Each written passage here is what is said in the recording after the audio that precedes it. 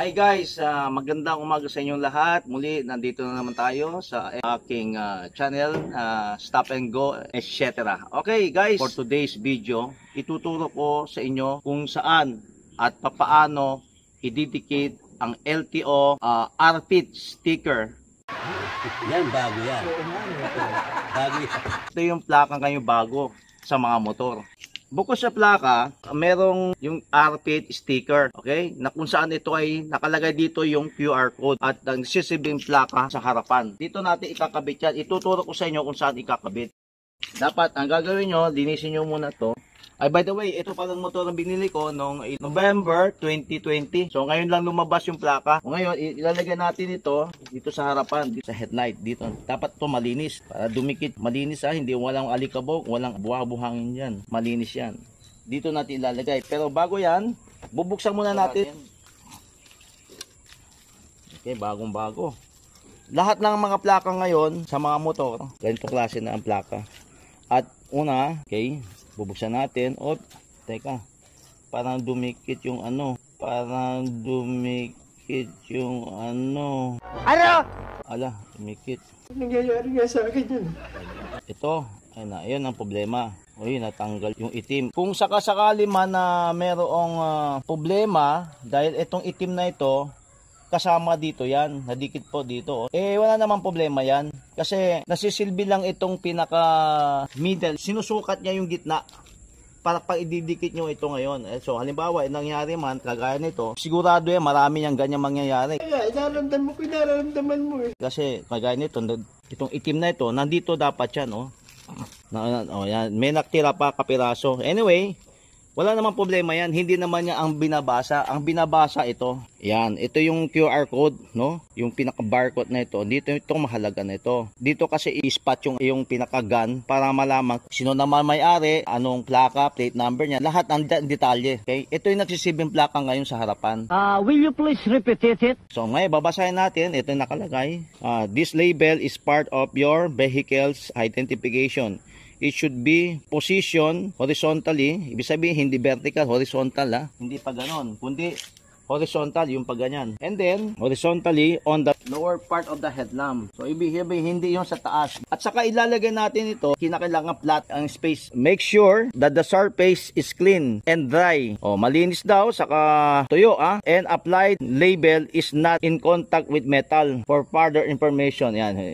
Please visit our website, www.tonjson.com. Dito pala yan, hindi sa taas. Pwede naman dito, gusto nyo sa kanan, sa kaliwa. Pwede yan, pero ako sa kanan kasi hindi naman ng kaliwete. Maganda na sana yung sinabi na. So ganito lang gagawin natin. So tatanggalin natin ito. Ingatan nyo lang to para hindi mabali o maputol. Hanapin natin yung yan, medyo maselang kasi to eh. Okay, ganito na guys, no. So, ingatan po natin to. Kasi andyan lahat ng nakasulat yan. Okay, now, yan, ilagay natin dito. Okay? Andyan na po yan Ingatan nyo to kasi meron pa isa dito. Ito yung nakalagay din LTO, no? Makikita nyo, invisible to, invisible. Pero makikita nyo yan pag may lights na yan, makita mo nyo mamaya. Gagawin ko lang muna, okay? Bale, ganito, yan. Kailangan natin protection ito. Para hindi mabura itong barcode or QR code, pati ito, no? Kasi maselan yan. So, ang gagawin natin, tatanggalin naman natin ito isa. Ito nga, ito yung pinakalinya, itong itim na yon doon sa plastic kanina, nakita nyo. Kasi hindi nyo maiwasan, minsan, kagaya nyo, binigay sa akin na ganito, naiwan ito, nadikit na, di ba? Pero wag kayong mga walang problema yan, kasi ito, ay kinukuha lang yan, yung gitna dito, hindi sila maglalampasan, kundi pantay. So, madali na lang yan. So, kung mangyari man sa ganito, sa inyo, ganito, madali na lang. Tatanggalin nyo lang ito. Okay. O yan, kagaya yan. Okay. Yan, Nandiyan po yung nakalagay yung LTO. Ito, nakita ko na yung land transportation. dumikit sa plastic lang. Itong pinaka-remedyo na lang gagawin nyo. Ayan po. Ganun na po yan. Oh! Ano? Nakita mo na diferensya? Ayan, nakita nyo. Ang purpose kasi ganito dati, kanina, kung talagang ano to, ganito tinutupi pa yon.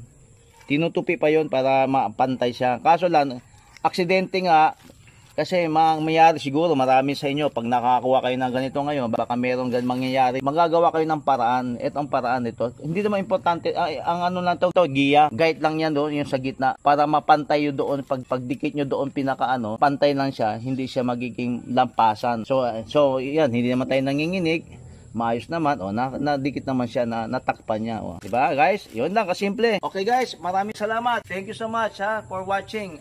Humingi lang ako sa inyo ng subscribe nyo aking channel at i-click nyo ang notification button para kung mayroon akong lalabas na mga bagong video ay agad kayo makakaroon ng access sa aking channel na Stop and Go, etc. Bye bye guys. So ngayon, papalitan po natin ang plaka. By the way, ang plaka pala, dito sa plaka na ito, mayroon QR code din nakalagay. Kung ano yung QR code sa harapan, kanina, may QR code din dito.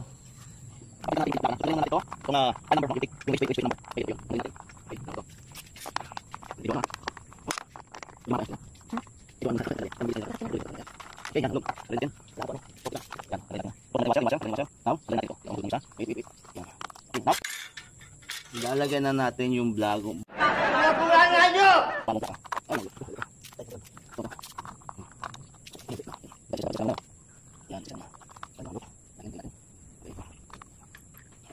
Siguro to, madali lang sa inyo to, wala namang problema yan kasi hindi yan kagaya ng kotse. Pag nasa kotse, pag nilagay yung bagong plaka na yun, yung parang selyado na agad. Okay? Ito hindi. Ganun pa rin. Pero kung meron kayo makabili ng ganun, para magiging pinuputol na to. Tapos instant na, nandun na yun. Habang buhay na yun nandun. Ito hindi. Kasi kumbaga, pa rin. Makaluma pa rin yung mga tornilyo ang ginagamit. So ganun lang. Sa mga kotse kasi, ngayon pag nilagay niyo yun, pinuputol na to, wala na, hindi na may ibang klaseng tornilyo yun. Yun yung pang permanente na yun. But this one, hindi po to permanente. Yan. At saka wag kayo masyado mahigpitan kasi baka maano. Yung tamang higpit lang. Tamang higpit lang. Huwag masyadong puwersahan o Okay na yan. Huwag na masyadong higpit. Ganun lang po.